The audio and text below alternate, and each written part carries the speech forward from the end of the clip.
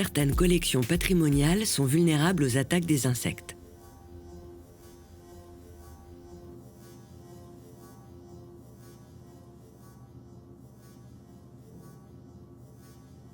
Les larves y trouvent les nutriments dont elles ont besoin pour se métamorphoser en insectes adultes qui, en l'absence de traitement, risquent de coloniser d'autres objets.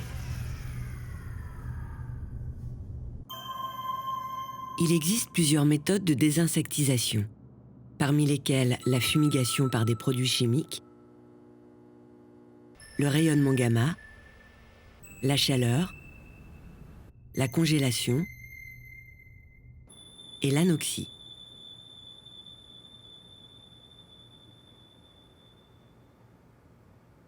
Ce dernier procédé est particulièrement intéressant parce qu'il est à la fois simple à mettre en œuvre et sans risque pour les collections et la santé humaine. L'anoxie consiste à tuer les insectes, mais aussi leurs larves et leurs œufs, en plaçant les objets dans une bulle vidée de son oxygène. Les insectes vont alors se dessécher et mourir à la fois par déshydratation et par asphyxie. Le protocole habituellement suivi repose sur les critères d'efficacité suivants.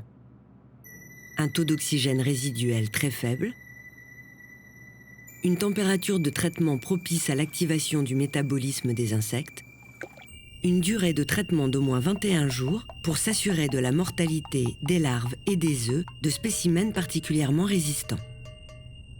La mise en œuvre de l'anoxie peut être réalisée selon deux méthodes.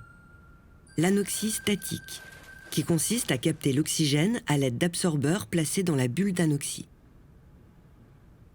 On la réservera au petit volume d'objets.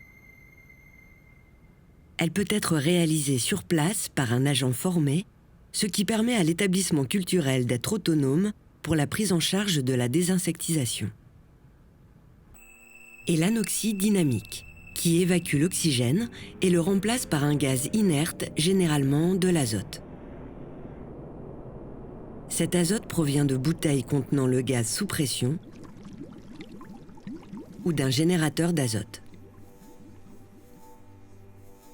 L'anoxie dynamique permet de traiter en masse un plus grand volume de collection. Elle est confiée à un professionnel qui peut la réaliser sur place ou dans ses locaux. L'anoxie présente néanmoins quelques inconvénients. Le temps de traitement est plus long que pour les autres méthodes.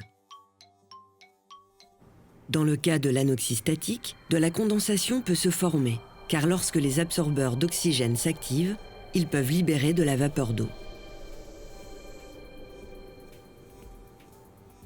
Le recours à l'anoxie dynamique in situ peut quant à lui induire une installation qui devient rapidement volumineuse et encombrante, et nécessite une alimentation électrique. Malgré ces inconvénients, l'anoxie reste une méthode largement utilisée par les professionnels parce qu'elle est efficace et sans risque pour les collections.